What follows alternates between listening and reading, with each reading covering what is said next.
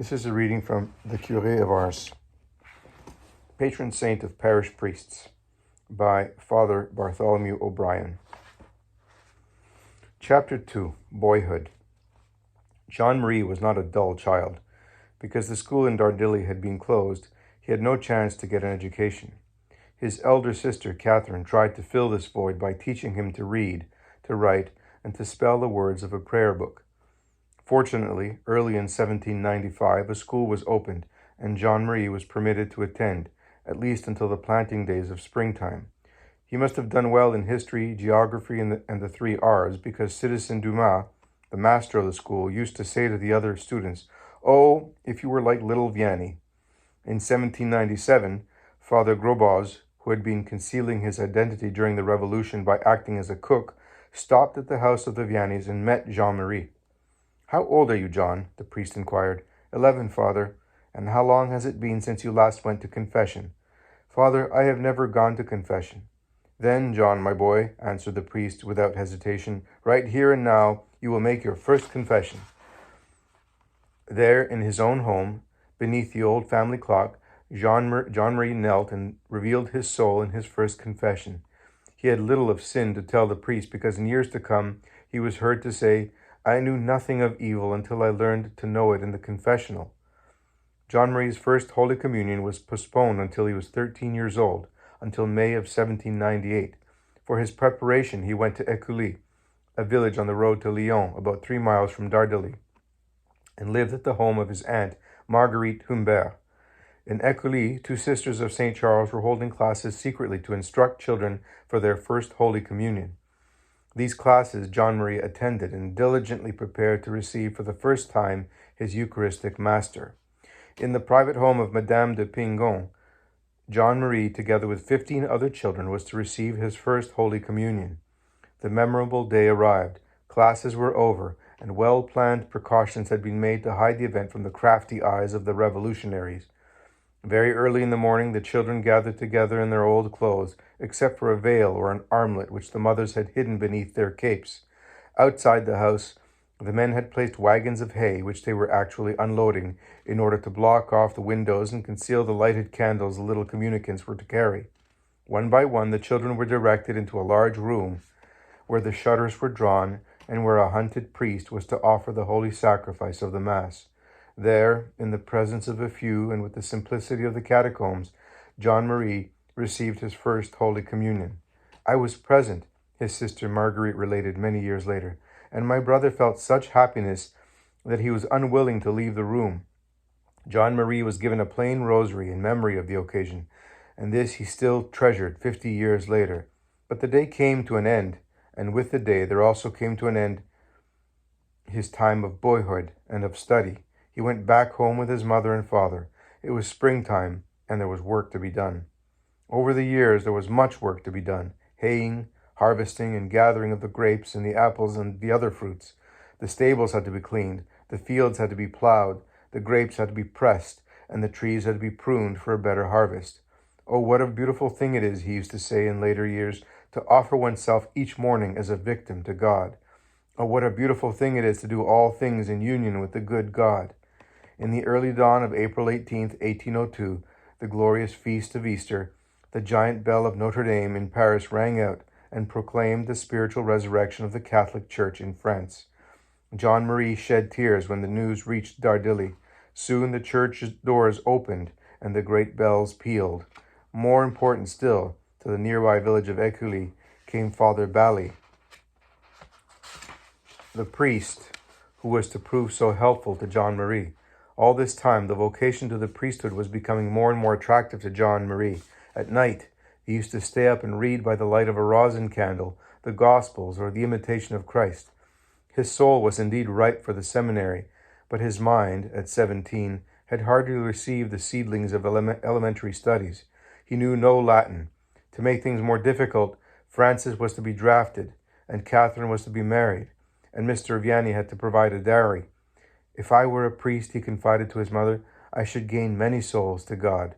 The guillotine had robbed France of many of her priests, and France needed priests.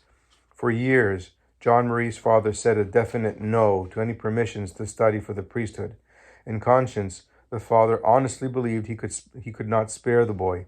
He too wanted to do God's holy will, and undoubtedly he did, because those teen years which John Marie spent in Dardilly were like the hidden years which Jesus spent in Nazareth.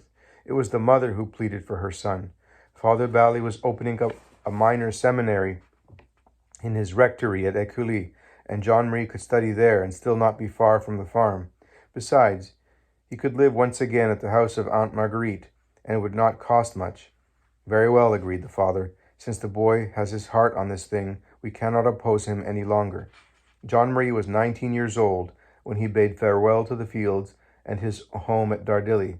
His mother went with him to Écully, where the austere Father Bally greeted him and reassured him with these fatherly words: "Do not worry, my friend. If need be, I will sacrifice myself for your sake." Chapter 3. Service. John Marie entered the seminary, or rather the rectory school of Father Bally, a learned man who had repeatedly declined the chair of moral theology at the major seminary of Lyon. John Marie entered the small school and progressed sadly, not that he lacked the ability to learn, but that he had missed the opportunity to have studied. The two other pupils used to snicker and giggle upon hearing this big farmer blunder through lessons that they had learned with ease. In fact, John's apparent stupidity was too great for one of the students, Matthias Loris. He literally threw up his hands in disgust. Seeing this, John Marie knelt down before this boy of 12 and begged forgiveness. Matthias's heart was of gold, and being grieved, he threw himself into the arms of his husky confrère and wept like a child. This boy was to become the great and pious Bishop Loris, who died in America February 19, 1858, as the Bishop of Dubuque, Iowa. Not understanding the grammar of his native language, John Marie found it next to impossible to learn the grammar of Latin. Temptations swooped down upon him in the way of discouragement. Was he undertaking too much? Was he tempting God in wanting to be a priest?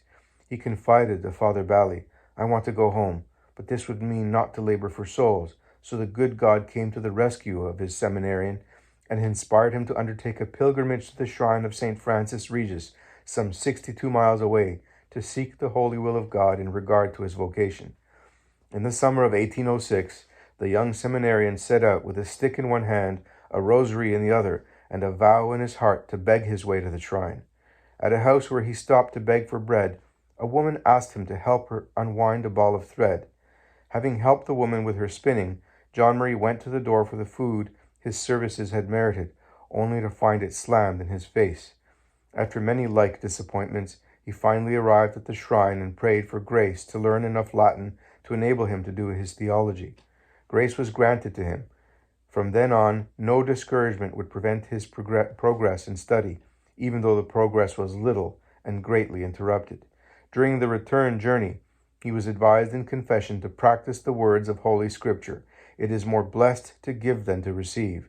And so it was that John Marie returned to Écully, giving alms, the money he had carried for his journey, to the needy he met on the way. Progress in studies was to be slow indeed for John Marie, and he was to need, sorely indeed, every grace that St. Francis Regis had won for him.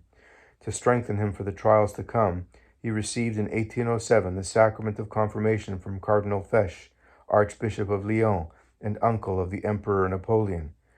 As his confirmation patron saint, he chose the precursor, John the Baptist. 2 years of peace followed. Then came the blow. In the autumn, a police officer from Lyon appeared at the Vianney farm in Dardilly. His mission? To draft John Marie Vianney into the armies of Napoleon. Certain concessions had been made by the emperor to exempt seminarians from military service, but in 1809, Napoleon was hard-pressed. France's manpower had been depleted. The War Office needed men. Any man, provided he could at least walk. Father Bally had written to the Chancery Office of Lyon, but the supreme appeal on the seminarian's behalf came too late. Nothing could be done. John Marie was to report for duty at the military depots of Lyon. October 26, 1809, found John Marie in army barracks. He was galled by what he heard and saw, but in obedience he unflinchingly submitted to the hardships of military training. However, after 2 days of training, because of his studies and penances at Écully, his strength failed. An army physician ordered him to the hospital. On November 12th, John Marie was still convalescing, but nevertheless he was judged strong enough to join the draft leaving Lyon for Rouen. He rode along in some kind of conveyance, but suffering from the cold due to his lack of military clothing, he had a serious relapse which hospitalized him again, this time in Rouen. On January the 5th, 1810, Infantryman Vianney was ordered to join a detachment of soldiers setting out on the morrow for the Spanish frontier. John Marie said farewell to the kind sisters who had cared for him at the hospital and started out in sufficient time to rejoin his regiment. On his way, however, he stopped at a church to pay Jesus a visit. But with Jesus, time does not exist, and after a visit which seemed too short, but which proved too long, John Marie missed his regiment. The young soldier reported to his superior officer the next morning. In no certain words, the officer growled, "Get going. Catch up with the rear guard. Do you want gendarme in chains?" Weak and sick in body, he set out alone. His sack seemed to weigh tons. He prayed his rosary as he had never prayed it before. He had confidence in Our Lady. He asked her to help him. Then suddenly a stranger appeared and asked, "What are you doing here? Come with me." The stranger, a man named Guy, who later proved to be a deserter, picked up the sack and started off. John Marie, wearied and confused, followed him up the tree-clad side of a mountain until they came to the tiny village of Les Noix. "You can hide in our village, which is completely surrounded by forests." "Oh no," replied John Marie. "My parents have been sufficiently worried as it is. Do not let that trouble you. There are already a good many hiding in these parts." What was John Marie to do? At least for the night he had to stay someplace, so he left himself in the hands of divine providence. He was given some food. Then, faint from the day's experiences, he sank into a deep sleep in the house of one of Guy's friends, up beyond the village. The next morning he woke up only to find himself a deserter, since he was advised of the absolute impossibility of ever catching up with the rear guard, even with the best will in the world. Comte Desgarais later was to sum up this crisis in this way: unpremeditated circumstances brought it about that Father Vianney found himself a deserter. Because of such circumstances, in later life, Father Vianney never accused himself of sin in regard to his so-called desertion. John Marie found a friend in the mayor of Les Noix, who was opposed to the government of Napoleon. The mayor changed John Marie's name to Jerome Vincent, declared him to be a cousin, and sent him to live with his relative, a widow, and a mother of 4 children by the name of Claudine Fayot. She lived a short distance above the village in a tiny hamlet called Les Robins. Everyone spoke of Claudine as Mother Fayot, and it was not long before she became a second mother to John Marie.